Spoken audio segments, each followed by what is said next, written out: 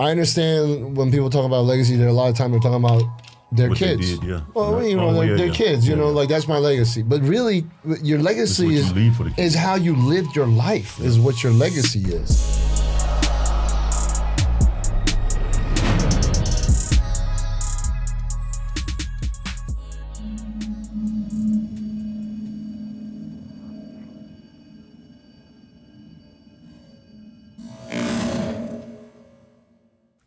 Right, guys, we're back. Lunch. I guess lunch is 6:30 now. Yeah. Lunch? I don't know what the fuck that Briner? is. No. Yeah, Briner. We had Briner. It was really nice. Shout out to Ted's. Right. That's like, you're gonna own a Ted's one day. I know that. Got for sure. stock in them. 100%. First time I ever went there was a dude 7 years ago. Yeah. When you go to Ted's over by your house, what happens? Tell them what happens. I walk in and my food just starts coming out. He got his own table. Creature habit. Yeah, Mr. Sounds Freeman. like I'm like, sounds like me at this restaurant called Alluvia. That sounds like a female part. Is that a female part? Is that what you're referring to? I'm not going to say in the podcast where Alluvia is, but it's a restaurant inside of. Oh yeah, there you go. Fill in the blanks. Yeah. So we're back. You know. Usually when we have a guest on, it's like, all right, cool, it was great. We'll see you again at some point. But I'm saying, like, with Nick, I was like, part 2 today. Yeah, and I was like, you know what? I don't want to wait. Right. Fuck that. If you had time, I was like, that's why I said, if you got the time. Perfect timing. When I'm done here, I get in the car and drive to Athens. So there you go. No okay. There you go. It's closer from here. Going towards me. Past me, rather. Past, yeah. So we talked about, you know, your past and all the stuff you've been through and all that good stuff. Now what I'm interested in is how God has kind of taken over your life and completely 180, right? And also your relationship. You just recently got married, right? Congratulations. And, you know, I would really, like, that's really important because right now relationships are like almost endangered. Almost. They're in danger. Well, I'm being optimistic. I'm being optimistic, but you know, like they're in danger to have like real relationships. Like, I know people that are in relationships, but they're not. Yeah, but what is that? The younger generation, they're in relationships, and that's not my definition of a relationship. That's what I'm saying. You have to start there. That's what I'm saying. Like they're in a relationship because that's the word They're they in a use. situationship. Right. Really, that's what it is. Really, that's what it is. But you know, like some insight on, you know, obviously, you know, everybody at this table, we had plenty of women in our life. We lived that crazy lifestyle and all that stuff. So I know for me, you know, I got to a point where I was like, I want substance. Like the exterior stuff that, you know, you've been with so many beautiful women, it just becomes another beautiful one. It's like owning like your 10th Ferrari. Yeah. Like the watch collection. Yeah. You know what I mean? If you own your 10th Ferrari, yeah, it's still a Ferrari. But it loses its. But it's like it's really, to you, it's a car. Yeah. Right? It's not really a Ferrari anymore. That first Ferrari was like, oh, dude. Yeah. You know what I mean? So, and before you guys go crazy and start saying shit like, you know, he's comparing women to Ferraris, you know. Actually, you know what? Comment that shit. You know, let me know. But you know what I'm saying? Like, you know, you start to look for, you know, the substance of a person, you know, and then like really want to get that deeper value of what love is. Yeah. That we've always, you know, wanted.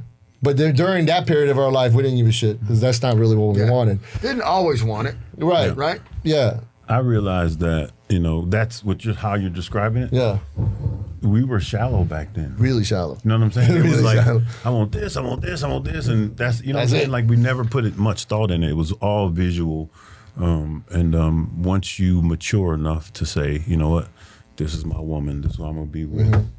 And you straighten your stuff out. You know, I think he'll tell in a second how, you know, I had a conversation with him because he had a medical issue. And I was like, bro, you gotta pick one. Oh, yeah. You gotta pick one. I'll talk about it. Yeah. Well, I want to segue into that because, you know, when you're first born, you're 90% human and 10% microbiome. When you die, you're closer to like 95% microbiome. In other words, the original 10-pound you that came in, you done added. I mean, I done added 250 plus. You know what I'm saying? Yeah. And I came to terms like, well, what is that? What is this new flesh? Yeah. It's a culmination of everything that you've experienced all the everything. And, you know what I'm saying? And now that's part of you.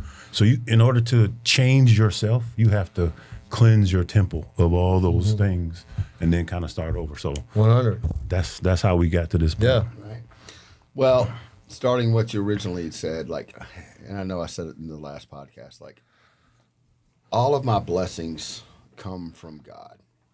And listen, I'm not religious. I don't care what you call your God. I call mine my Father. But Jesus Christ, Muhammad, Taya, Buddha, it doesn't matter to me. Right. I've always said how, religion is man-made. God is God. And how can I, if I believe that there is an all-knowing, all-powerful, all-loving, omnipotent God, right? How can I comprehend that with my little finite brain? Right. Like it's beyond my comprehension. Like even to me, trying to comprehend really just the scope of the universe, Right. and how big it is and how small we are. Yep. I can't comprehend that. And since everything is math, God doesn't contradict science because everything fits into a mathematical formula like it was designed. So I always give that disclaimer that all of my blessings come from God, and I realize I'm blessed. My life could have gone so very different, so left. It could have ended so poorly. I've been shot, I've been stabbed, I've OD'd. I was so bad in my addiction that one time I was in the hospital for OD and had somebody bring me cocaine when I'm in intensive care. I'm not even in a room, and there's a curtain between me and the nurse's station. And I got people, that's the insanity of like addiction. And people that have never experienced addiction, whether it's with alcohol or any substance, the reason they don't understand it is because their body doesn't react to that substance like your body does. So they don't understand what the phenomenon of craving is, to be able to crave something beyond your self-will. If self-will worked, then Nancy Reagan's Just So No would have worked, right? I could just self-will, and I quit 100 times, in a minute, every single time. Yeah. So with the blessings and the relationship, everything, it's all tied together. It's a package, right? It is. And Toney has been a great help to me in many areas of my life. Again, they all tie together. About when I was still dating, right? And I was serial dating. I wasn't serial fucking, but I was serial dating, right? But I had more than one female that I was having sex with, right? Had a friend with benefits out of town, and I had two, right? One out of town, one in town. And when I developed prostate cancer, and I was talking about I don't have a genetic predisposition, and how come so many men get it, and there's lots of theories and speculation, and Toney was talking about how, when you have sex unprotected, even just oral sex, that there's bacteria that gets into your prostate. And the more partners that you're with, the dirtier that you become, right? And in my mind, I'm thinking, since I'm not having intercourse with these girls, that I was just receiving oral sex, that I wasn't getting dirty. Right. You know what I'm saying? Which isn't really using your head. It's kind of almost a justification, because I was going to say, you're justifying the human not doing it, so it's fine. Yeah, exactly. Yeah, Right. I'm Bill Clinton it, right? Bill Did not sleep with that did woman. not have sexual relations. That woman. His was worse, though. He said, I'm not having sexual relations. Like, yes, you were, mama. Yes, you are. So,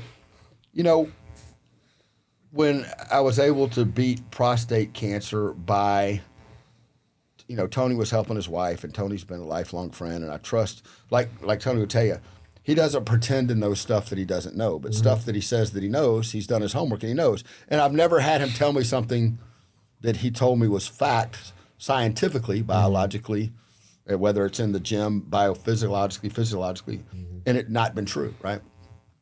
He said, he says, you can beat the cancer without having to do chemo. And I was going to do the laser therapy, where they just pinpoint a laser right to, because, the chances of having ED after prostate surgery is, chances are your shit ain't going to work right, right? And who the fuck wants to live life like that? I don't matter how much money you have. Right? Doesn't matter. It doesn't matter. Yeah. So he says, you can starve it out. And I didn't really believe it, but what did I have to lose? Right. It didn't cost me anything other than 7 days. He said, you gotta not eat for 7 days. I'm like, damn, can you do that and be okay? I'll walk you through it. I'm like, I'm not going to die, right? Yeah. And sure enough, like I starved the cancer to death and it was gone. Like literally was gone. It wasn't gone. It was immediately gone. Because the prostate isn't the source of the cancer. Yeah. It's just where it, it's just where it lands. Yeah. So when you talk about relationships, you know, I've had some really, first of all, I didn't even have relationships in my other life because I wouldn't even have anybody around me enough to see how I moved, right? There was nobody I trusted for you to see how I moved. You really can't when you're doing that. It's not conducive. Yeah. And I enjoyed living the rock star hoe life. Like I used to think that it was cool, right, to have a higher body count than like literal rock stars. Literal rock stars, right? And I thought that was like, that's what an alpha male was. How many notches I had. You know, what a misconception. What an immature misconception of, to me, what being a man is. So I've had some really healthy relationships in the 23 years I've been sober, some long-term healthy relationships. But I never had that feeling like that this was the person that I wanted to spend the rest of my life with. That this is my soulmate. And I hate cliches, right? It's your forever. And I have a mentor for all the important things in my life. So I tell people, and I coach a lot of people, when it comes to relationship advice, I says, look, this is what I think and what I've been taught, and this is my limited experience, but don't go to me for relationship advice. You know, until 2 months ago, I've never been married in my life. Right? Go to somebody that's been happily married for 35 years, like my relationship mentor, and learn from them. Right? So I never really thought at this stage, although I had healthy relationships, and I never felt like there was the one. When I used to ask people, how did you know, right? How did you know? And they say, well, I just knew. I thought it sounded like bullshit, right? Like, no, I don't believe that. Ain't good enough. Because I've had some really good relationships with professional women that were entrepreneurs, and our communication was good, and there was no toxicity, right? But there were few that I stayed faithful to the entire period of our relationship, either early on or later on, either in the beginning or in the end or somewhere in between or all through, right? And you know, I used to justify it, I'm a Scorpio, right? Blah, blah, blah, blah, blah. So one of the things, I didn't anticipate getting married. In fact, I thought at my age, I just turned 60, that was kind of off the table, right? And I'm okay being by myself, right? So I didn't feel like lonely or like I needed to do that for any purpose.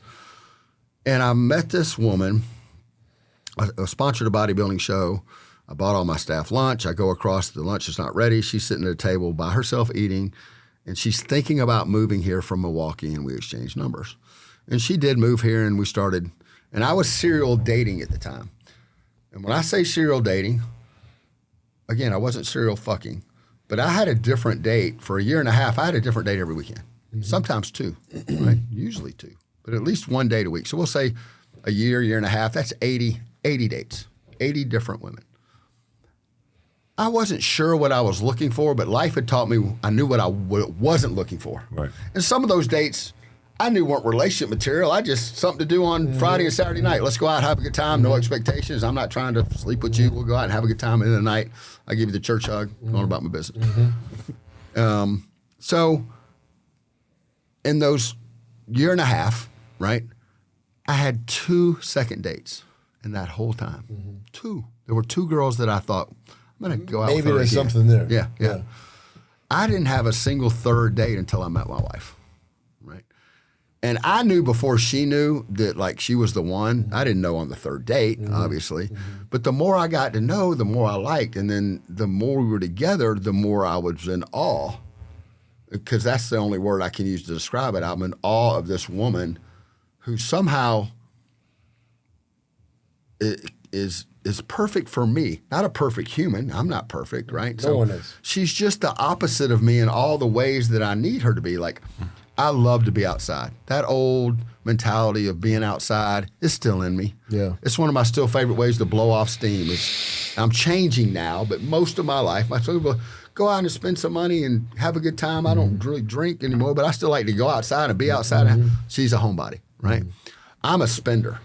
My solution to money problems, just make more money. Make more money. Yeah. I've always known how to do that. I've been really good at that. So I've never really saved anything because if I needed more money, I just went out and made more money. She's not a saver. She's a hoarder. Mm-hmm. Like, she's got part of every dime she's ever made since she was 15. Bro, is that a Milwaukee thing? That's another thing that me and you have in common. We married women from Milwaukee. And Kelly's the same way. Yeah. And I met her, and we've been together since day one. Yeah, yeah. And so 2 quick stories about that. We had been together just for a little while, and she had some out-of-town, rare, obscure bank, and there was like one place you could go make a deposit in Atlanta.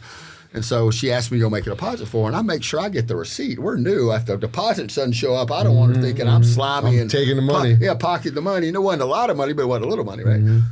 So it prints the receipt, and I see her balance. I'm like, okay, all right, not bad. You know, I'm kind of impressed. Yeah. So about a year and a half later, when we're now exclusive, and she's car shopping, and she had a little Mazda SUV that was paid for because no car note, in good shape.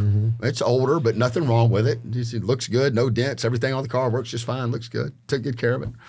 But after driving my luxury vehicles, like she wanted something. She's like, upgrade time. So I take 7 days out of my life that's driving every luxury SUV that there is, keeping my mouth shut because it's not my car. I'm not paying for it, and I have no opinion. No matter what I like, I'm keeping my mouth shut. So she ended up picking this Mercedes GLE 63 that I really liked. In fact, when I drove the 8-cylinder, it was all I could do not to go, get this one. It was an 8. This is the one you need. Yeah, it was an 8-cylinder. She don't need 8-cylinder, right? Yeah. She's paying for the gas. So I found one that's 6-cylinder. They had about 4 of them at the lot. And I said, baby, let me do the talking. I negotiated the trade. And I knew I could get them to come down on the price because they had 4 of them. And I knew what it was worth. And we had to play the game, pretend like we're leaving. So we get outside, and she says, baby, I really don't want a car note. And I said, well, sweetie, I don't have $80,000 cash laying around to give you, and even if I did, we're not married. Like, I'm not just going to hand you $80,000. I know you don't need me to co-sign on your loan because your credit's not good. But what I would do if I were you, if you have it, because as soon as she said, oh, well, I got it, first of all, my mentality is, oh, what the hell you've been doing for money? Like, you know what I'm saying? How? Well, what are you doing I don't know about? Right. I said, you got 80. I said, well, I saw what you had in your checking account. Where's the money? She says, oh, I've got X amount of dollars in my daddy's safe that I've been saving since I was 15. I'm like, really? Right. And so I said, well, if you've really got it, right, then I would just borrow a small amount on it, right? So you have a small note and pay that off early and just jack that credit score back up. Yeah. So sure enough, she calls her daddy and asks for the money, and it was FedEx and was on my doorstep the next morning. There you go. And I was shocked. So when the relationship thing, you lose it in FedEx, or was it a check? Yeah, right. Oh, okay. Boy. So, you know, she's just the opposite of way. I tell people this all the time, and this is very humbling, but it's true. She has somehow found the balance of letting me be me, because I'm still outside. I still host UFC fight parties when we don't travel to the fights. I ate lunch around the little Twin Peaks girls or Hooters girls, but she's been around enough for me to know that she knows I look at them as babies. Like, they're little girls to me. They're not, they might be pretty to me, but they're pretty little girls. They're not, I don't have a sexual attraction to them. As I've gotten older, I've become such a sapiosexual. Even when I was dating, as shallow as it sounds, I have such a specific type. The type gets you a date, but only this would get you a second date. And like I told you, I only had 2. But I'm such a sapiosexual, I'm more prone to literally physically get an erection at dinner when we're having a conversation where I realize how smart you are than if you're shaking your ass at me. Yeah, because you've seen that. Yeah, I mean, So she has somehow found the balance of letting me be me, right, without putting up with any of my bullshit.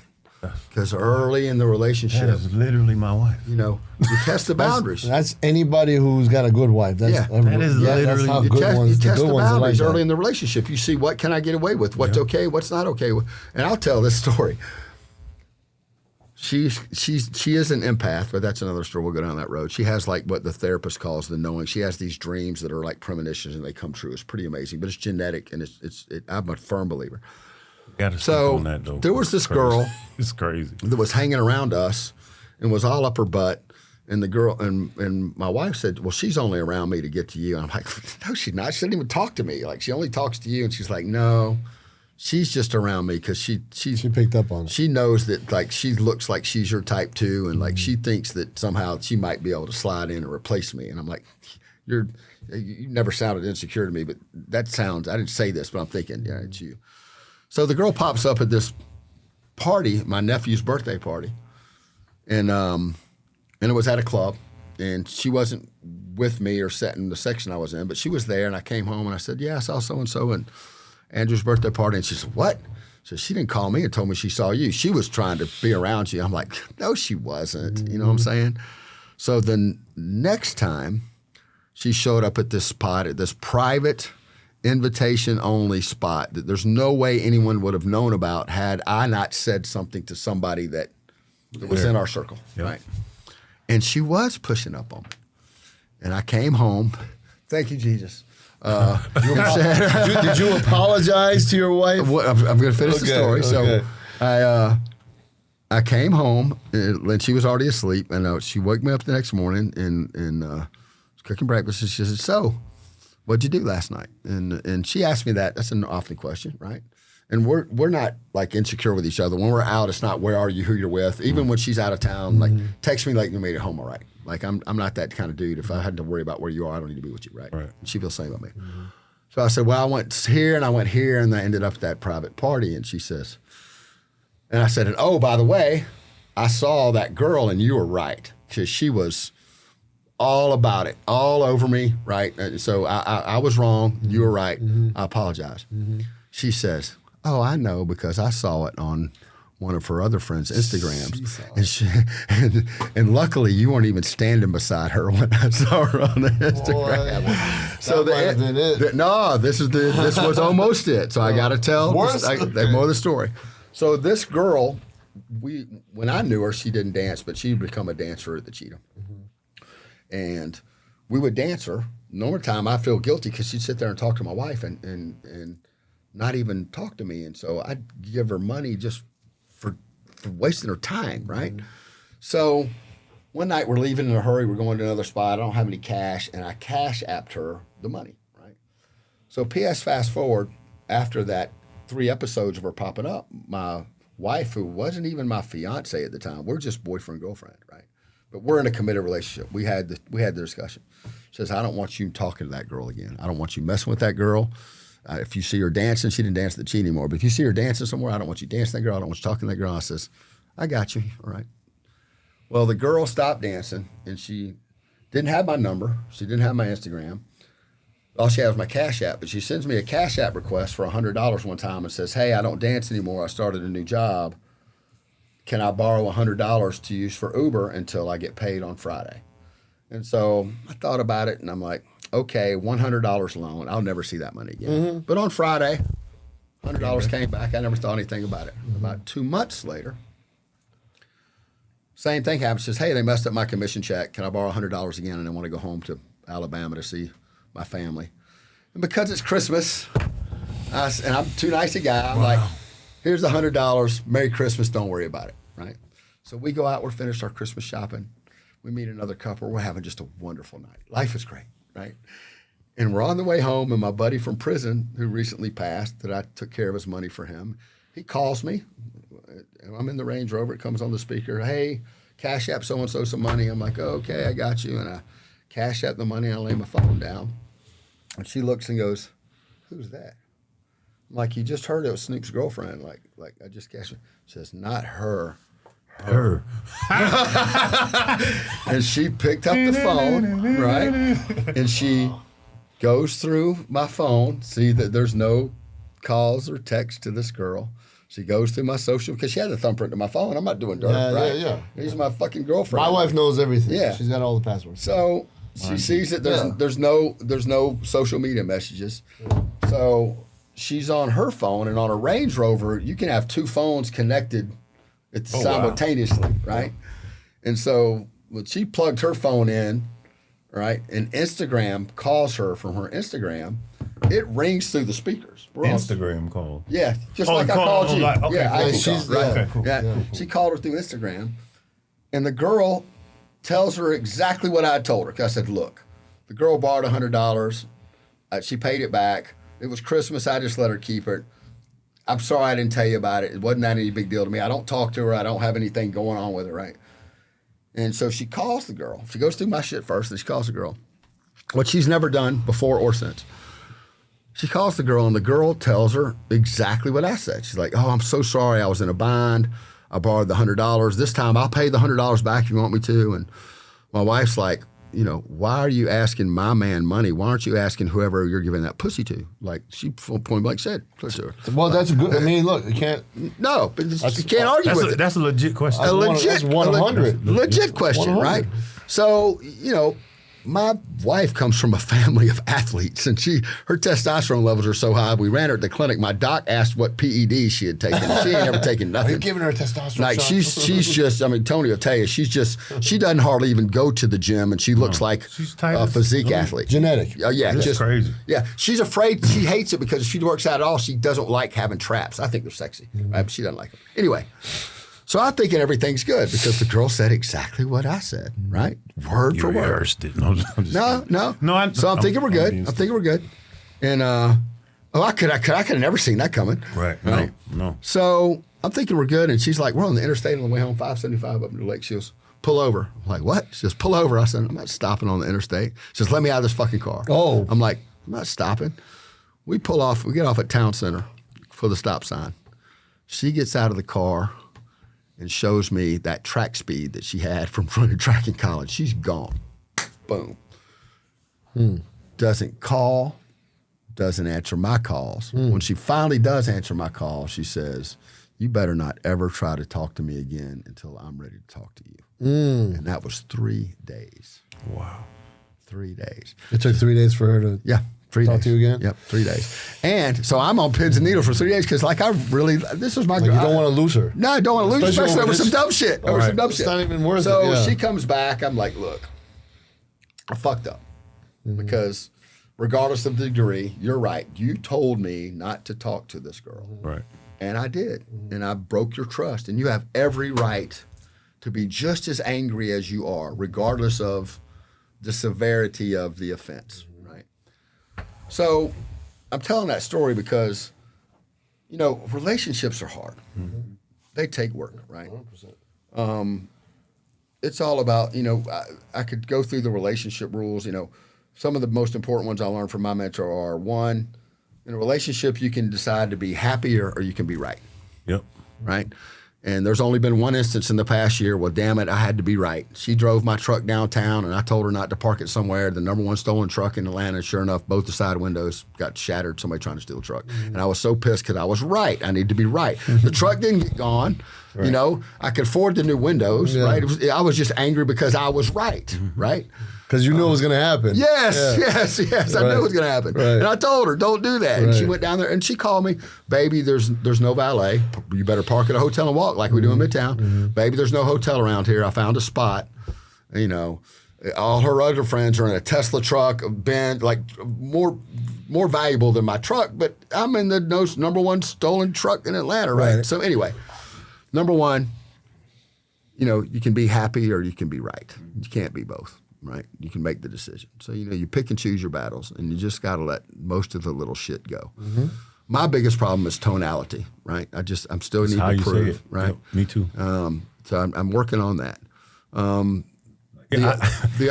I always say, baby, I'm not yelling. This is just intensity. No, but I'm definitely one. What did you say though? That's yelling. That's yelling for you. Yeah, no, but see, I'm definitely one. I really do talk loud. Okay. But when I already talk loud and I do escalate it, it probably sounds like I'm screaming at you. When really, that's not my scream. Yeah, right, exactly. My wife always tells me, "You're talking at me, not to me," and not 100% of the time, but a lot of the percent of the time, she's probably right. Because the tone. Well, and the thing, it's hard to explain, like, where I came from, the things that I grew into, like, being born during the war and all that stuff. I'm not normal. You know what I mean? Like, in any way. This is the most unnormal energy in the world. But that's what I'm saying. Like, but I can't sit there and explain it to her because she won't. No matter what I say, no matter how many times I say it, like, when you're born, unless, like you were saying, right? Unless somebody's been an addict, you don't want to talk to them because they I could say, oh, yeah, it's really, but I really can't. You can't. right? But if I was an addict and I was like, dude, yeah, I know. I've been there. You'd be like, oh, yeah, remember this? If you've never been burned, you can't tell somebody what you feel getting burned feels like. Right. And that's what it is. But, you know, and so for me in the relationship, you know, I've never been in a relationship until this. I've like all the women in my past were just women in my past. They were never, I mean, I even got married on a TV show, but even that was not, the thing. You know, that was like a business thing. You know what I mean? Yeah. So when I met my wife now, like I'm like trying to learn in my 40s how to be in a relationship, right? I'm learning it much later because, again, I've been in some relationships, but marriage is different. Oh, it's different. You know what I'm saying? It's different. The second most important rule that I learned was he told me this parable about windows and walls. And I'm like, how have you been happily, not just married, but happily married for 35 years? And like, I know him and his wife. It's not a facade. Like, they are happily, actively married. You can tell. They enjoy being each other's company. They make each other a priority, even over their own kids. Their spouses is more important, right? Which I believe is a good rule too, right? And he says, I practice windows and walls, and I feel like I'm the old dude sitting in training day before they rob him, right? They're like, okay, I'm sitting down. What's coming, right? And he says, in front of my wife, I'm a complete window. He says, this doesn't feel good some of the times. It's deflating to my ego and my pride because I make mistakes. But I'm completely transparent in everything I do to my wife. And to every other member of the opposite sex, I have a wall up. That means we can be friends and we can have conversations about the weather or politics, but I don't have any emotional, deep, personal conversations with any members of the opposite sex, whether I'm attracted to them or not. He says, that's just the rule that I have. The thing that helped me the most, Tonio's part of the story, I coach a lot of people, and one of the most challenging guys I coach is, and we talk about alpha males, there's different definitions, right? This dude holds the record in all the armed forces for hand-to-hand kills with an E-tool. Do you know what an E-tool is? Yeah. So in all the armed forces, he's Air Force Pararescue. And most people don't know what that is. Air Force Pararescue is who they send to rescue the SEALs when they get trapped. And sometimes it's not a team, it's just him. He parachutes in from so high in an astronaut suit. It's a halo jump. Yeah. That nobody sees him coming, and he goes in by himself and rescues SEAL hostages, right? By himself, right? So the guy's got really bad PTSD. Like, he has these waking hallucinations where all these people that he's killed this close and watched life leave their body, they're here and they're coming back to get him. And so it's a challenge because he's a good human being. But, you know, we train these people to be monsters, and then we're done with them like, okay. Go be normal. Yeah, go be normal. Go cut the grass now. Yeah, Here, walk the dog. Don't kill anybody, right? And this guy got in a bad divorce. His wife left him. He worshipped his wife and his daughter. They have a daughter that's adopted, but she's a daddy's girl. And his beautiful wife left him for somebody with more money, and he's a blue-collar worker, right? And has these issues, right? And the uncle, the daughter's, the mom's new husband's brother, that uncle, was grooming his 13-year-old to molest. She walked in on him having sex with a maid, and they live in a mansion out in Bridge Mill, which is like the richest subdivision out in Cherokee. And instead of, oh my God, he calls her over to the bed and sits her down and puts his hands on her leg and says, this is what adults do, and when you're ready, we're going to teach you how to do this. And so when she goes home to Daddy and tells Daddy what happened, you can't get into their subdivision without security. So he calls and says, you know, I don't want to say any names, but hey, my daughter left a book bag over there. I need to come over there and get it. She lets him through security. He comes in to the uncle, and instead of kill him, right, which would mean nothing to him, he literally gave him the Joker face with an E-tool. He took an E-tool with him, and he laid him open from a cheek to ear all the way. Dude spent 11 days in the hospital. Like, he opened up both sides of his face. He said it'd be worse for him to live that way the rest of his life than to kill him. He's right. Right? And he called and told the mom, and the mom sided with him. And the mom told the husband, if your brother calls the police, I'm going to have him arrested for child molestation, and I'm going to divorce you and take all your shit. So, but it triggered his PTSD so bad, right? That, like, he could barely talk. And, like, I tried to meet him, talk about what happened. He was like this. I really couldn't understand anything he was saying. Like it was horrible. So he has a therapist that he raves about, and I'm his coach, and he ran about a therapist. So I went to meet with the therapist to figure out how better I could help him, right? And he was late, and I got to talking to this therapist. And look, I'm not big on therapists. They do really good to a lot of people. There's some really good ones out there, I'm sure. They're just not for me. I had to go to them for anger and violence counseling when I had really violent charges when I was, through the court system, and then, the counselors and treatment centers. Like I just wasn't into into therapists, right? Especially once I became an educated life coach, when I recognize the techniques that you're using is something that I've been taught, I'm not receptive to it. Right. But the power in anybody that you help isn't what you tell them, it's the questions that you ask them, right? Because no one argues with their own data. If I ask you a question, it's your idea. If it's a good idea. If I say, hey, you need to go eat some ice cream, I don't want any ice cream. But if I ask you questions like, hey, what are you hungry for? It's hot outside. What do you think this might be a good idea? Oh yeah, now the cold might be good. Yeah, exactly, right. So I'm talking to this guy, and I was so impressed by him that I decided I'm going to go see him, because my concern was that I was about to get engaged, and that I would not be able to be faithful to my wife until they put me in the ground. And I love this woman more than anything in the world, and I don't want to hurt her, and I don't want to be that dude, right? Right. But I'm worried because I'm human, yep. right? And because of my track record of my whole life, as we all have had. It's funny, we were talking about, we're so different. We're not so different. We are unique. We are not. We are unique, right? But amongst us, we're the same. We're the same. We're the same, right? We're the same. When we're talking at dinner, it's like, okay, how do we not know each other? It's fucking crazy. Excuse my French. So anyway, I go see this guy, and I say, listen, this is the deal. I'm in love with this woman. I've never been married, never even thought about getting married, right? Never been engaged. But to keep this woman, I need to marry her because she's wife worthy, and she wants to be a wife, and she acts like a wife, not just a girl that wants a husband. There's a difference, right? But I'm concerned.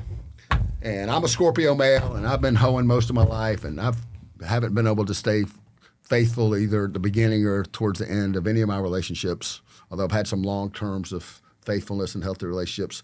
They either in the beginning or in the end, I wasn't faithful. You either became faithful or you became unfaithful. Yeah, exactly. Yeah. And so what I expected was this like dogma religion about the commitment and monogamy, or maybe this Christian stuff about the biblical view of marriage, and that's what I thought I was going to hear, right?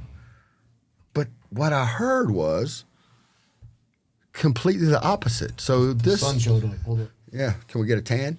There you go. Put some sunlight on. Yeah, suntan. So what I heard was this therapist happens to be a direct descendant from Vikings, right? And what the first thing out of his mouth was, because it's like when you go to a doctor or a lawyer or a therapist, you can't lie to them. Right. You know what I'm saying? Yeah. You got to lay out. You got to be butt naked honest, right? So he's like, well, he says, that's not in your nature. And I'm like, that's what I've been telling you, doc. Like, I'm a Scorpio. Like, and he goes, no. It has nothing to do with your zodiac. He's like, whether you believe in creationism or evolutionism, it's in your DNA to procreate and to spread your gene, especially, and it's funny because these are the words he used, especially an alpha male. He says, you're an alpha male because it's in your genetic DNA code, and I know enough about hormones, it's in my hormonal code, right? Mm-hmm. What makes us alpha men is our testosterone levels are higher than the men around us. Mm-hmm. Whether you believe in evolution or creationism, still to this day, the chimpanzee or the gorilla or the dog with the highest testosterone level is the leader of the pack, right? And that's the way that it is, right? So he says it's not in your nature to be monogamous. It's in your nature to procreate and to move exactly like you've been moving. So the first question he asked me was, do you really want to be with someone that wants to change your nature? And that was the first question that got the wheel spinning, right? Because if I answered that honestly, I'd have to say no, right? Like, I don't want anybody to change my nature, right? And so it kind of led to what's that look like? Do you be in an open relationship? Like, I'm telling him she doesn't know about my transgressions earlier, and like, oh, she knows. And I'm like, well, I promise she didn't because she'd leave me. He's like, you're right. If she caught you with your hand in a cookie jar, she'd be gone, right? And we talked about that before. Mm-hmm. But when he said the next question was probably the most profound question and relationship changing question for me was, he says, you're an alpha. She's an alpha female. She's independent. She has her own money. She's an independent thinker. She's strong-willed. She's successful, right? What do you think your life, and y'all are at this level, very high level people, very high level. He says, what do you think life would look like if you decided to go all in with just her and the power that y'all would yield by giving all of your sexual, spiritual, physical energy to just her and her to just you, the power that y'all would yield together? What do you think your life might look like at that level? And it was like the fucking aha moment. Mm-hmm. Because now I was making a decision to be faithful for selfish reasons. Yep. I want that, right? Because we're all selfish in nature, right? Yep. It's what separates us from God, our selfishness, self-centeredness, our ego, right? Yep. But now I'm being faithful because I want to be faithful, right? Yep. Not because I'm white-knuckling it, not because of some vow in my weddings, or not because, oh my God, I'm just old and I've just decided. It's none of those things. And once I'd made that decision, the crazy part is that girls that I see that otherwise that I would be sexually attracted to, I'm just not. I can admire their beauty, and there's a couple of them. Look, my wife even kind of gave me a hall pass before I got married, right? I didn't have a bachelor party. And not in so many words, but she's like, I want you to really have a good time in Vegas. I'm like, oh, I'm going to have a good time. Like, oh, it's Vegas. Oh, this was Olympia. Yeah. Yeah. No, was it Olympia? No, it was Fight. It was a fight before the Olympia. And UFC fight week in July. And so I just didn't have any desire. You know what I'm saying? Well, first of all, I told her, I said, look, I says, I know it's Vegas, but I'm not going to go out and hire some prostitute. Mm-hmm. You know what I'm saying? That's nasty. Right. And she said, oh, I know that. She says, but Nick, she says, you've got a section at Rhino tonight. You've got a section at Club Liquid at the Day Pool tomorrow. You got a section at Drea's tomorrow night. She says, any of them young girls that you're inviting to the section, she says, they go home and they sleep with you. Mm-hmm. And I thought about it, and I'm like, well, honey, yeah, you're probably right. However, if they're coming home and sleeping with me the first weekend that they met me, they're doing that with all sorts of dudes. I ain't that special, right? So it's the same thing. So I just kind of lost my desire. And then the other thing that happened, people ask me, is it different being married? When I got engaged a year and a half ago, I woke up the next day feeling different, and I didn't anticipate that. Like, I really just felt different. Because I made the sincere, got on my knee, old school, will you marry me? She said yes. I just woke up feeling different.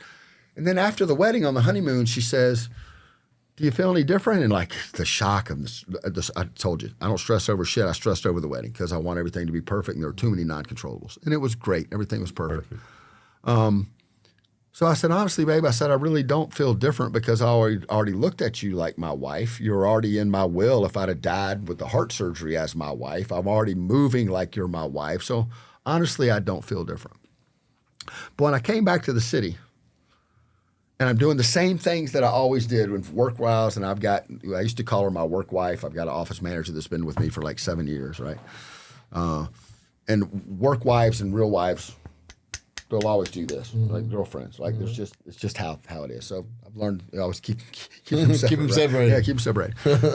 But I just realized that like I moved differently around females. Oh yeah, right. That subconsciously, I'd put that wall up that my mentor had always told me he had, but I didn't consciously erect it. I just noticed that it was just there, right? That it was just there, and I'm so conscious now of how I interact with other females. I go to Twin Peaks and eat lunch all the time. Those are babies to me. And because I'm not trying to sleep with any of them, I've never slept with any of them, they really do come to me for advice. And listen, I'm always playing the devil's advocate. I'm always on the dude's side and whatever, and trying to be objective, right? Because everybody else talking to you, oh, fuck that guy, come home, fuck him, of right? course. Yeah, so, but I give them some really good advice. I've saved some relationships, right? And they really do listen to me, which adds to my purpose of being of maximum service to God and my fellow man. And so it's very rewarding when you do have that wall up. But now there are even things, I used to tell more personal stories about myself so they could, like I say, identification and relation. But now I don't, because I'm married. And to me, to have that conversation about a certain thing with someone of the opposite sex is just inappropriate to me. Not from anybody's moral standards, but the feeling that I get right here is different now, because I'm not going to tell you escapades of myself or things that I've done, you know what I'm saying, in that realm, because it's not appropriate for me to be having that conversation with someone of the opposite sex that's not my wife. Right. And so the biggest difference for me has been that, and like it just occurred naturally. But the circling back around to I've always been able to make money, and now again, I'm not even in sales in any of my businesses anymore. And I was the number one salesperson with every company I've ever worked with, like I said. Now I just try to help people, and the money just comes. And that's the law of receiving. It really is. It's the law of attraction, law of receiving. There's, for those of you out there that aren't at the financial level you want to be at, the 2 most recommended books that I would get you to read are, one, Napoleon Hill, Think and Grow Rich, written in the 1920s. You can still find it in the airport bookstore, right? It's still on the bestseller list. You know, been around. Be there for you can listen to it on YouTube. Yeah. So I won't take the time to explain how that book came about with Andrew Carnegie and the Great Depression and blah, blah, blah, blah. But it talks about these commonalities that people that are wealthy have, and the same commonalities that people that aren't wealthy have, right? And some of the ones that resonate with me so much were, one, and you talk about all the time, being part of a mastermind group, finding somebody else that's already done what you want to learn how to do, and let them show you, so you don't have to reinvent the wheel. You're still going to mess up. You're still going to make your own mistakes, right? But you get to make an educated guess. Yes. And you can still be wrong.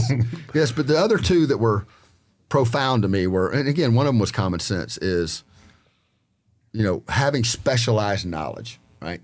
So you ask somebody, who makes more, the nurse or the doctor? Well, the doctor, right?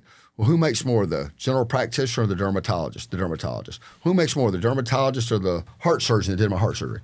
The heart surgeon, right? So the more specialized knowledge you have, the more you'll get paid for that knowledge. And like I've talked about, if you're in this country, if you're passionate about something you're good at, there'll be somebody pay you top dollar to do it. So, but the other thing, and this was the most profound thing that I learned from that book, was they asked all the rich people, and Carnegie knew all the richest people in the world, but to go interview these people, it wasn't jump on a telephone or send them a telegram. You got on a train and a cruise liner across the ocean, right? It took them 2 years to go interview these people.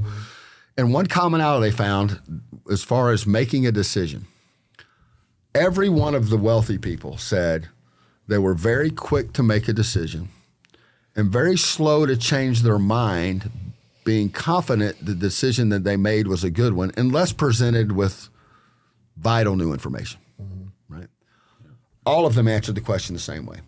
Now, all the people in the soup kitchen, they answered the question this way. They were very slow to make a decision, and they were very quick to change their mind if they thought the decision they made wasn't going to work out for them. And so the commonality amongst everybody I know that's successful, the one commonality that we have is we don't quit.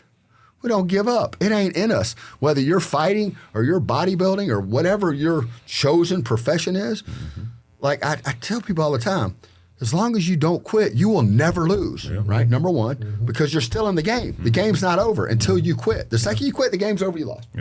The other part is, for me personally, I can't speak for anybody else, and I've been through some shit. I put myself through some shit. I'm not proud nor ashamed of the person that I was, and it was a very foul human being. But everything I went through, God brought me through to put me in a position to help people that I am now.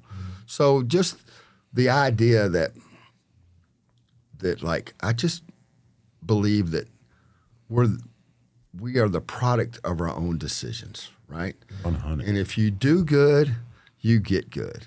And if you do bad, you get bad. And it's not that bad things don't happen to good people, because they absolutely do. But as a general rule, right, you get back what you put out. Yep. And life really is that simple. And as long as you, look, again, for me personally, I've never taken an L.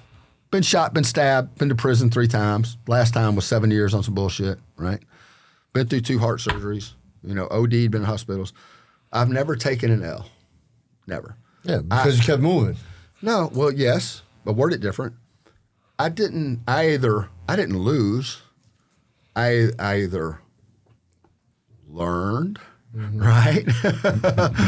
Or I won, right? Because if I didn't win, there was a lesson that I needed to learn, right, that made me win later. In the next one. Yep. I'll say his name, my friend Dwayne. It seems like every business that Dwayne ever touched since he was the only one of our friends that didn't go to college. He didn't have that luxury. He started a little landscaping business right out of school, and he started making money right. He had more money, until I started making drug money. He had way more money when I was in college because he was already making money, right? But it seemed like most of his life, everything he touched turned to gold. But I didn't see the things that didn't work. I only saw the things that did, right? So I've had lots of businesses that failed. I've had businesses that made me a bunch of money for a long time and then failed, right? Nothing lasts forever. My industry right now, look, the government could come out and pass some crazy ass law. They were already screwing us on peptides, right? The FDA say you can't manufacture them here, right? Because they don't want us healthy, right? RFK fixed that for us. I hope so. Please. Well, he's talking about doing this. So I'm excited. But like, they could pass some law on testosterone tomorrow and basically put us back in the 90s. Yeah, I'd be out of business. You know what I'm saying? Just like that. Well, you and worse than that, you'd be out of health. Yeah, right. You'd be no. People like terrible. you and me, it means so much to me. I'm not going to become a steroid dealer anymore, but I'll find me a fucking bottle of testosterone. No, well, I'm just moving to Europe. I'm just moving to Europe because UK all day. Yeah, UK is legal. It's just can't sell it. You know what I mean? I tell, shifting gears to the what I do for a living. I tell people all the time, if Daddy walked me into a hormone candy store and said, "Son, you can only choose one," right?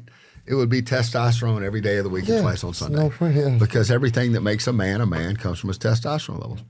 And we're seeing men at a younger and younger age with lower and lower levels. I thought that the reason that men acted so like they do, right, compared to like we acted when we were young, I thought it was all societal. Single parent homes, no discipline at home, taking God out of the school and out of the home. Those are all variant factors, right? Destroying the family structure. Yeah, absolutely. Yep. But a huge part of it is I see young men with testosterone and estrogen levels of a girl. And then it's easy to tell them that maybe they're a girl if hormonally they are a girl. And then you're teaching them. Like one. Yeah, because they feel like one. And they have breasts. Yes. Yep. So which is not normal for a guy. If I could only choose one, to be testosterone, right? But the fountain of youth is taking a peptide that keeps your insulin-like growth factor serum in the 300, 350 range. Every cell in your body is replacing itself on about a 90-day cycle. Every single cell in your body. So what happens is, as you age, your body starts replacing healthy cells with defective cells. That really is the medical, clinical definition of aging, right? Our body starts replacing healthy cells with defective cells. So, our hair gets thin and gray, our skin gets dry and cracked, faster if you're white, by the way. Our fingernails get white and brittle, right? We're much more prone to injury because our muscles and tendons lose our elasticity. So we're much more prone to injury doing the same things we've always done. More importantly, your internal organs start to swell and contract with different cellular size and structure. And to protect those organs, your body starts to store visceral fat around your organs, which is the fat that causes all of your internal disease, right? So, and then your spinal fluid lessens, right? And we're like this. And then you see old people and their spine contracts and they actually shrink as they get older. So the true fountain of youth is if you can keep your insulin-like growth factor serum in your blood work in that 300, 350 range, where every cell that your body is producing is per now a healthy cell. That's the fountain of youth. And it came from Hollywood. Like they've been doing it for 20 years. Anti-aging. Yeah. It came. Well, that's what these clinics were back in the day. Remember, it was anti-aging clinics. Yeah. They didn't say like peptides. They didn't say testosterone. Well, until the FDA said that, you can't use growth hormone for anti-aging purposes anymore. It has to be that's a rule. Medical applications. Like dwarfism. Or, a burn victim or something. But growth, I always tell everybody the same thing. I'm like, look, the two main hormones that we produce naturally that go deficient with aging, testosterone, growth hormone, right? They dictate everything. Yeah. How we age, how we think, our brain health, our body health, everything. So what you need to do is replenish those deficiencies, and then your quality of life completely is changed. Yeah. And when you get older, the anti-aging effect of it is because you got so much healing going on that it slows down the aging process on the body. Like your number will go up, but your body's not going to age at the same. Biologically, it reverses. Chronologically. Yeah, exactly. You know what I mean? So I tell you, and then when you say that to somebody, it's because, and they've never heard it before. It's because their doctors never told them that. Your cellular health is with how they measure out. It's your longevity. Everything starts at the cellular level. Yeah. So that's why, when I was bodybuilding, I started getting off into the health side of it, like stuff that I know now. That's what it was all about. And the deeper I got into it, because I learned about how to lower your toxic load so your body can do its job. And then you keep the nutrition on point and then get those levels right. People that I haven't seen since I retired, they're like, damn, you look 10 years younger. And it's been 10 years since I saw you. But I had to completely shed, because I doubled my flesh. And when I came to terms with what is this new me, it was all the chemistry, the food, the lifestyle. And when I shed that, I like you said, you woke up feeling different. Mine was like an 18-month process. And when I got to the end, I realized that I had picked up so much microbiome from traveling all over the world and all the things I've ever done in my life. So I prayed to God to remove those things from my flesh. And it started coming out of my body in layers. You know what I'm saying? And it was such a Is that when you were sick? It was the whole process. Yeah. So I got sick with COVID after that. That was like the second phase of it. But the first phase was just to remove those parasites. I had, like I said, I had a kidney worm, I had liver flukes, I had dirty blood from eating, 7, 8, 9, 10 meals a day. All the years of traveling, all the different things I picked up all over the world. Yeah, that was from all the different females too. Yeah. And I did this test. What do you always say about that? I did this test called the Metatron, and it told me all these things. And so when you do the Metatron and you see, because it's like data, and you see, you're like, damn, you got to do something. Yeah, when you know better, you do better. No, that's what liberals hate. When you know better, you got to do better. If you don't, it's just not going to be good for you. What do you always say about releasing the demons that are not only spiritual but sexually transmitted demons? Yeah, no doubt about it. Like when you said that on the other podcast, I have had so many people reach out and be like, "Dude, that blew my mind." Because everybody knows it. Yeah. Everybody knows it. Yeah. Nobody's thinking about it. We hear stories about the succubus and all that type of stuff. Yeah. Like I told you, I was talking about at lunch about reading the Lost Book of Adam and Eve, all that. Man, it tells you how all that stuff became to pass. Yeah. And, all the homosexual, all that stuff has been there since the beginning. Of course. Since the beginning. And so now it's just, it's like I said, it becomes a part of your flesh. And like I said, I literally prayed, right? And literally, it was like casting out demons because I felt completely different.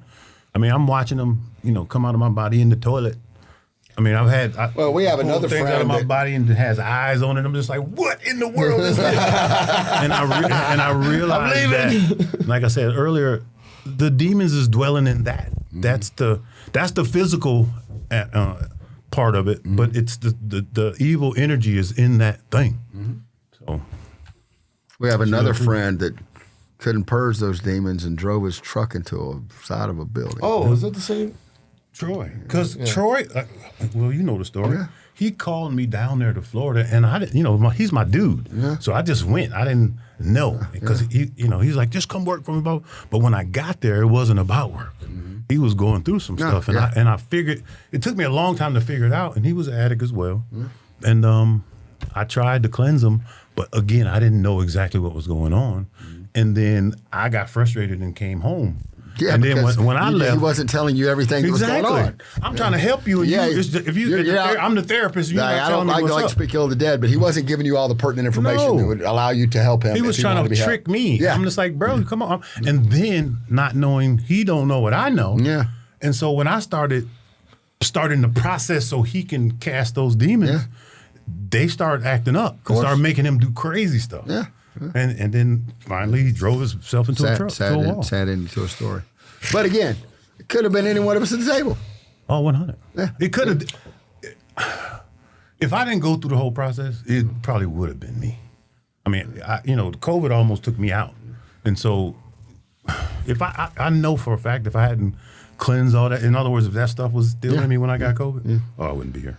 I've never suffered from depression. Right, and I know it's a real thing. Mm-hmm. My nephew struggles with it.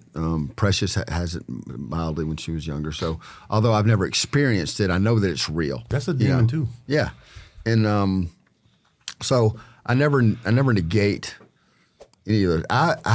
It's hard for me to relate to. Right, just like the things we talked about earlier. I'm not an addict. Can't relate to somebody that's not an addict. Right. Mm-hmm.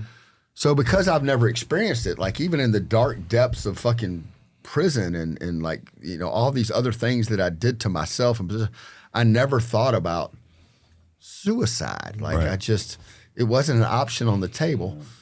I love me some me. I stand corrected. I'll tell you, the only time the thought crossed my mind, and I say it's a fleeting thought, I didn't entertain it, right?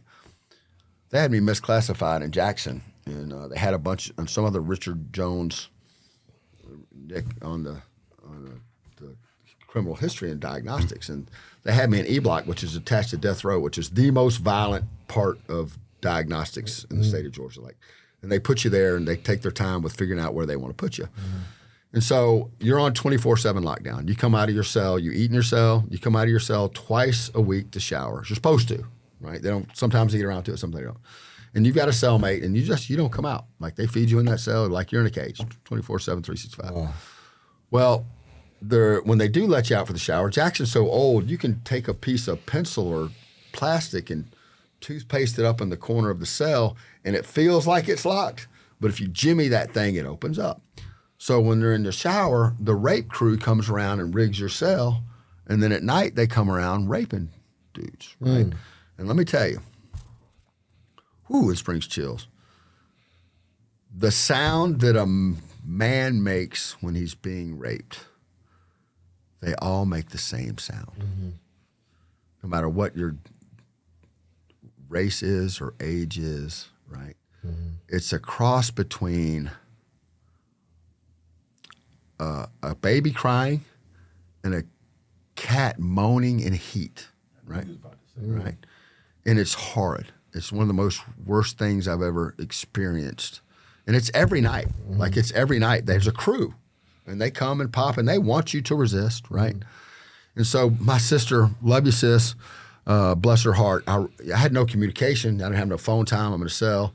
I wrote a letter and it said, hey, look, if they call you and tell you that I slit my own throat with a razor, it's because the rape crew came and I just didn't want to go out like that. I didn't want to do. I didn't want to end like that. Right.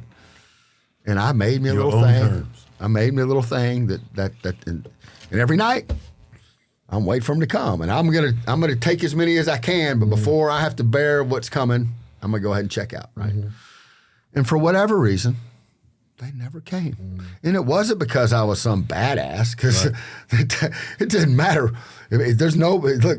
That's more of a challenge for them. Dude, they want you to resist. And they come, those dudes, they come 8, 10 deep, right? And it doesn't matter. I don't care how bad you are. 10 people come in a box with you, there's nothing you can do, right?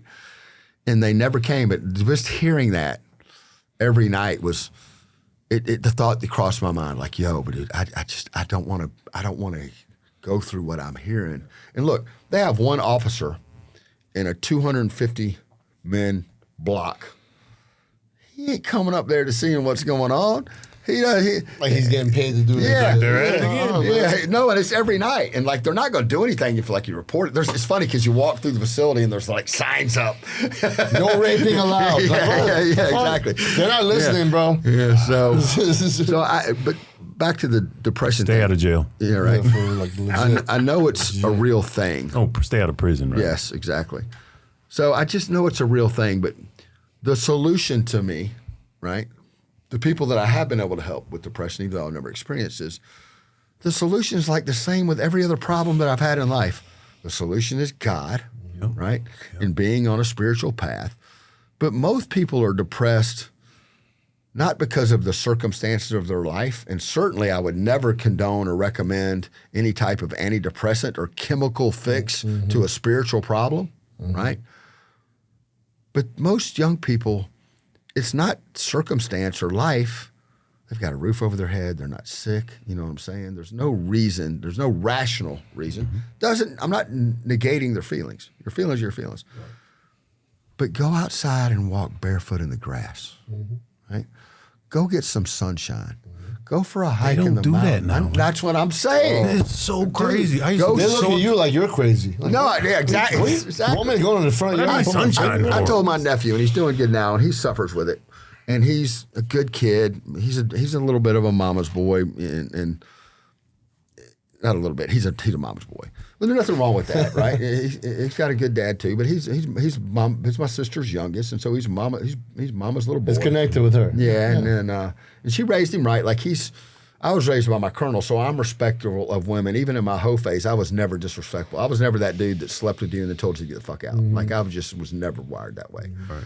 But him, even in his generation, like if he's talking to a girl, he doesn't try to talk to any other girl. And I'll tell him that girl that you're talking to, she's talking to other dudes until y'all have the conversation that you're not. Right. But it's just the way he's wired.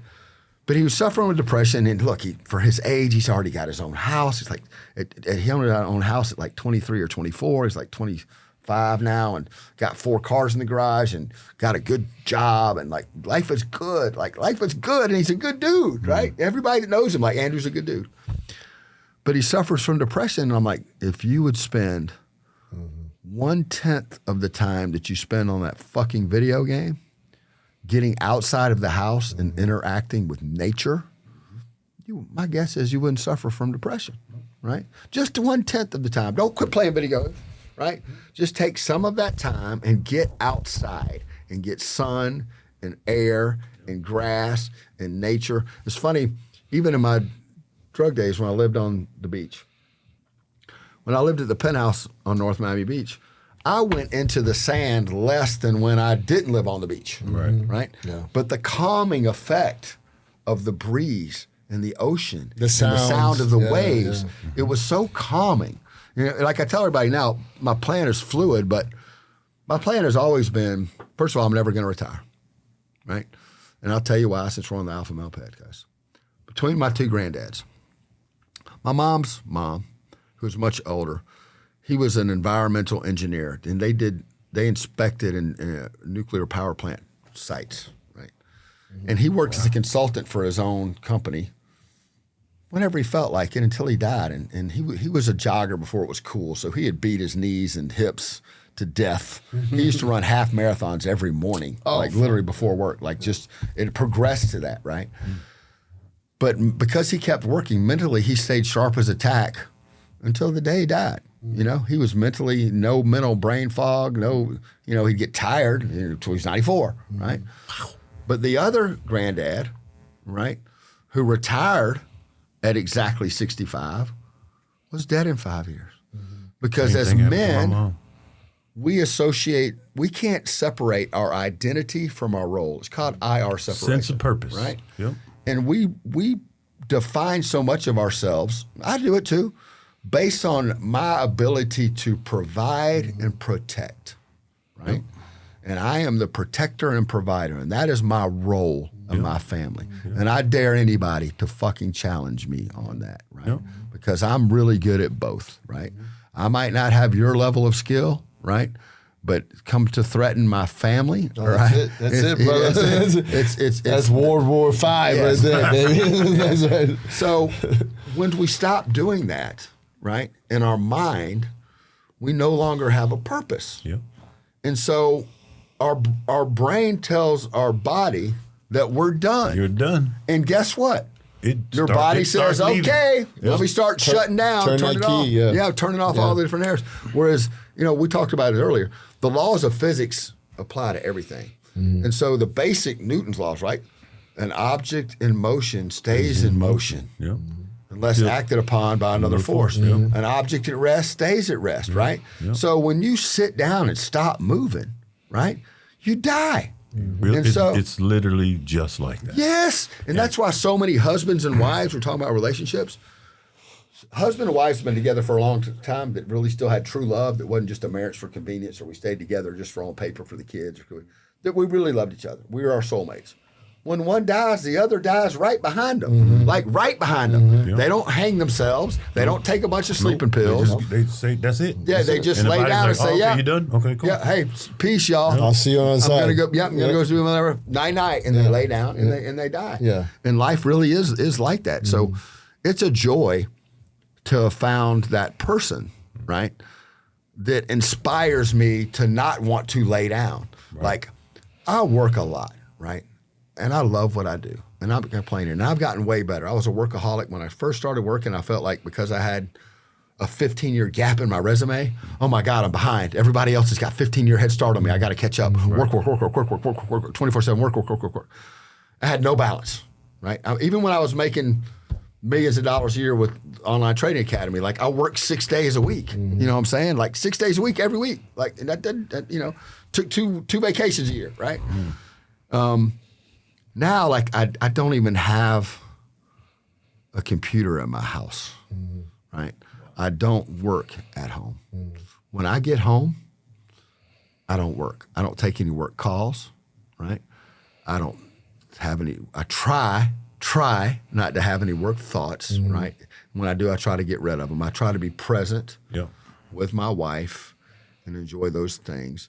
I'm human. I catch myself. So especially on a Sunday, I'm starting to think about Monday, or we took a long trip. What we got going on this week? Yeah. The next day, like last night, I normally sleep like a baby, and I went to bed early, but I woke up because I was really excited about the podcast. Yeah, I bet.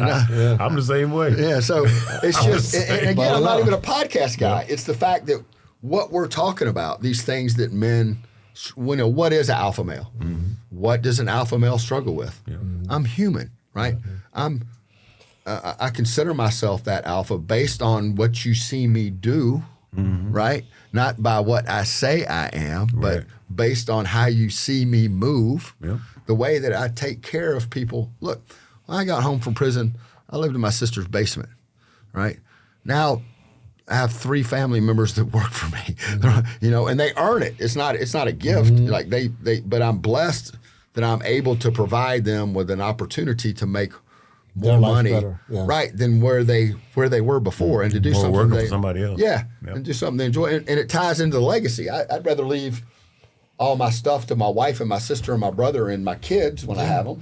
Than, that is your legacy. Yeah, you know what I mean. Like, it's not like, I understand when people talk about legacy, there a lot of time they're talking about their what kids. They did, Well, their kids. Like, that's my legacy. But really, your legacy is how you lived your life. Is what your legacy is. You know what I mean? Like, for you to go from that end, take all those L's, as in learn.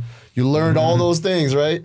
And then you got to where you are now, and you're still growing, by the way. Oh yeah, because and that's the alpha mentality, is that you're not gonna give up because it gets hard. You're going to be like, I like that it's hard, because that means it's going to be more valuable on the other side. Man, you said something then. I want you to jump up on the table and scream that. It's how you perceive things. The same issue could be either a challenge or a problem. You know what I'm saying? And if you look at it as a challenge, then you push through. If you look at it as a problem, you try to do all these other things. I see problems everywhere then. Either I look at everything as an opportunity or everything as a problem. It is, it's the glasses. You said it perfectly. It's the glasses that you view the world with. Yep. And it's funny. There's a book called A New Pair of Glasses by a guy named Chuck C. And it's really an AA book, like it's a recovery book. But he talks about the name of the book, like life really is how you look at it. How you look at it. And because you and I could look at the same bottle, all of three of us, and tell us exactly what we see. And we would all be telling the truth, but what we see is all going to be a little bit different from where we're sitting, but also our life experience alters our perception. And boy, we don't have time to go down the rabbit hole, but the physics proof that electrons and neutrons move differently when they're being observed. If that's not a God thing, dude. I watched this video, and the title of it is called "You're Too Stupid to Be an Atheist." and he just breaks down like the magnitude of how it's impossible that it's not a God. Yeah. And I probably send you the video. Please send me too, because I'm 100% agree. Because again, I keep it in my phone because people can believe what they want to believe, but you can't tell me there's no God. You know what I'm saying? Like, because I know. Yeah. And I'll send them this video and be like, "You're too stupid to be an atheist." Yeah. All the scientific data, right, points, and the media will tell you that these great minds didn't believe in God. Yes, they did.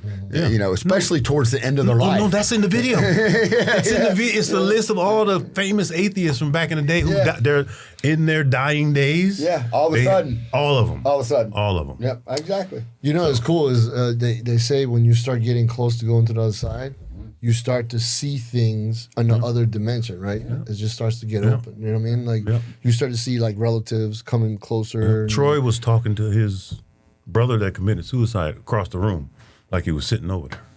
Right before he died? Yeah. I believe it. Like in this last the AA 4 or Big 5 Book, days. which is a textbook, right? It's registered in the Library of Congress, a textbook, the Alcoholics Anonymous textbook, which is a divinely written book. But there's a chapter called We Agnostics, right? And it talks about these things, and it talks about one of the things that it kind of tricks you into conceding, right, is that we all have faith. It's just what we have faith in, right? Yeah. And so if you had faith in like your own reasoning that what you saw was real, right? That's a type of faith. I believe that what my eye is telling me is the truth. And then it lists all these things where visual proof is the weakest proof. It is. Or how does electricity work? Yep. You know what I'm saying? And so it kind of explains that people that are so turned off by the word God, right? It's why they use the word higher power. The way that it was presented to them, no doubt, is like a sky daddy, somebody in the sky looking down, but God is right here. He's within you. Or however it was presented to them. That's what I'm saying. It could have been presented to them in a million different ways that they weren't receptive to. Besides the way that we know. Correct. They wasn't receptive to them. So it's just a really cool thing I love having discussions with people that think differently than me. I was excited about the podcast because we are all like-minded, and especially I already know you, and now it's like we are brothers of another. No, of course, y'all like this. We're running parallel for a while. I love it's probably because God didn't want us to crawl. We're like, no. Yeah, it might have been bad at other times. Not right now. You stay Later. We'll get you guys together after. But I love having conversations with people that think differently than I do. Because there's a Herbert Spencer quote, and I have to paraphrase it, but it says, "The thing that will lead a man to everlasting ignorance is contempt prior to investigation." So if I don't know about other cultures and other mindsets or the way other people think and believe, I can't be open to learning myself and growing more. The second you think you know it all about anything, you're an idiot because it's unrealistic. I mean, that's all these young bucks on the internet in the comment section. I'm like, you're 24. You don't know anything. If there would have been an internet when I was 24, I would have been doing the same thing. I know that, but that's what I'm telling them. That's exactly what I'm telling them. Like, bro, you tell me shit at 19 years old. I had posing trunks and tennis shoes older than you, bro. Go somewhere. That's crazy. So this is important. Let's sum this up with two things, okay? One is I want your definition of what an alpha male is and should be. Yep. And then I would love for you to send us off with a prayer. Oh, Since we've been talking about God and prayed absolutely. at dinner and stuff. I don't know when the last time I prayed at dinner was. That, you know what? That kind of made me think about that too, by the way.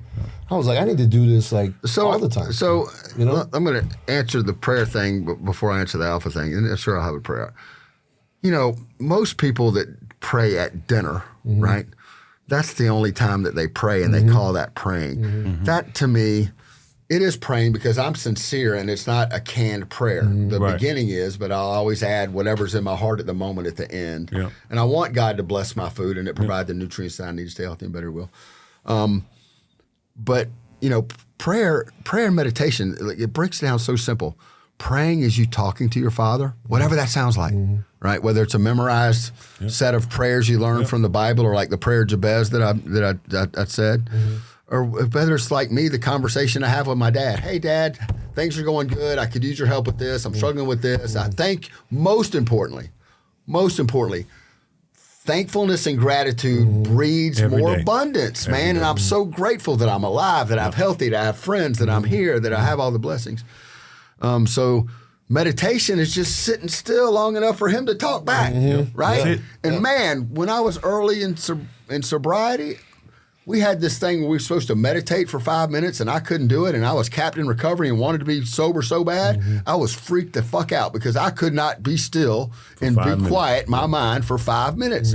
So they said, it's okay, just try 2 minutes. I could do 2 minutes. You know what I'm saying? 2 minutes is doable. 2 minutes and 10 seconds. And like our buddy Corey still sends us, like, my first important things I did for 5 years is that gratitude list at night. I do it mentally now all the time, so I don't have to do the list at night, but that's so important. So the alpha male. To me, an alpha male, first, like I said in the last podcast, anybody that has to tell anybody else that they are is probably not. No. You have to make an announcement. 100. If you need Probably a name not. tag. 100. And again, a lot of times you define things by what they're not, right? It's not the bully. It's not the guy who's domineering over women, that's misogynistic or not empathetic and compassionate. To me, the true alpha male is this. My sole responsibility is to be of maximum service to God and my fellow man and my family, right? But my family being the priority. So the alpha man to me is the ultimate protector and provider of those in my clan. My clan doesn't necessarily have to be just my genetic DNA blood. If you're in my circle, right, my job as an alpha male is to protect you, right? You mentioned the thing about the wolves. The alpha dude, he walks in the back, right? Yeah, alpha. Most people will tell you, the alpha dude, I'm out front, I'm in charge, everybody's part of my entourage. No, He leads from the back. I can't see everybody. I can't, and that even comes naturally when I'm out with like my wife and little people. Go in front. Yes, you gotta walk in front of me so I can see you. I always do that. She's like, why you always Still to this day, we talked about it. I have to sit with my back to the wall so I can see. I didn't like we said at the restaurant because either way, I'm in the middle of the room, my back to the But wall. I got you though. I had you. That's why I sat where I sat. So the alpha male, it's not just, it is being a leader and protector of those in your clan. Right, that is my job as the alpha. That's the definition of A. I'm the leader. I'm the captain, beginning right? of the situation. Right, but it also means, to me, is having compassion and understanding and realizing that not everybody's alpha. The betas need love and protection too, and there's no harm. Not everybody can be the alpha. Some people weren't born to be the alpha. I have family members and they're not alpha. And that's okay because God gave them different gifts and different roles and different responsibilities and a different purpose in life. They don't have to be alpha, number one. Number two, we can't all be alpha because if we were out there, we'd all be out fighting each other, right? If we had time, we'd talk about the reason men get sleepy after they have sex and the reason that all women in a clan become in the period at the same time. So the mammals who aren't alpha have a chance to breed, right? But that's the definition of alpha to me. It's just you lead by example, you by your actions, not your words. You don't look for trouble, but you definitely don't back down from it. Usually doesn't find you because wolves attack sheep. They don't attack other wolves or lions. And again, the true alpha to me is letting my father is the guide me. Like he's the director. I'm just his tool. Yep. And so I'm the true leader if I'm truly submitting to his will, because look, if left to my own devices, my plan is never as good as his plan, and I can still fuck up a recipe for a cake just as quick as anybody else. If I can still decide my will is more important than his will and ignore that little voice when it turns from a whisper to a shout to a hit on the 2x4, man, I'm glad he doesn't have to hit me on the head of the 2x4 anymore. Right. Amen. If I hear the whisper now, yeah, right. I'm always paying attention. That's what I pray too. Show me. I'm paying attention. Show me. Yeah. And he does. It's just like clarity. There it is. It's clarity. Crazy. All right. End with a prayer? Let's do it. All right. Man, Lord, thank you so much for this time we have together. Thank you for the blessing that we have, for having each other in our life, for having men that we can be transparent to, that we can talk about our faults, that we can get direction. We know that sometimes, God, you speak to us through other people, that when we ask for help, that it's always there. And it's good to be part of a brotherhood. And we thank you for all of our blessings. We're so grateful that we have this life. We're so grateful that we have our health and our family is healthy. And we thank you so much for this time together we've had today. Amen. Amen. Hey, before we go, we got you something, man. This is just a little. Not more gifts. Yeah, man. Got you a voodoo doll. Stick some pins in it. Let me show you where to start. No,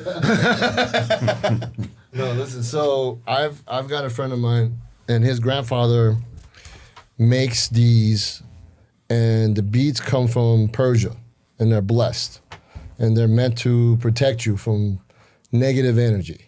Really? Okay. Yeah, I'll let you open it. What am I doing? I'm opening it. I'm already looking at his wrist like they better look. Oh wow. Yeah. So these are. No, I'm just playing. You're like, hey, can I get those? It's crazy because you're giving everybody different ones. Yeah. No, but what's so crazy? Well, you know what I do is I go and look at a bunch of them, and I'll send him a picture, and I'll say, look, I want you to make these. Nah, but what's so crazy is, and this is from the heart, if I were going to say, hey, pick which ones you want on my wrist, I'd go, okay, I want these two right here. And he gave you exactly what you there you go. Well, thank you. Thank you, yeah, man. Appreciate Love you, brother. Man, Thank you for coming on. Man, sure, you're love you. always Appreciate you having welcome. me. Hopefully, I'll come back not hopefully. anytime. For sure. You could gotta definitely do part 3, 4, 7. Yeah, for sure. You might just end up being on the show. Fuck it. Yeah. You know what I mean? That's it. All right, guys. on to the next one. Peace.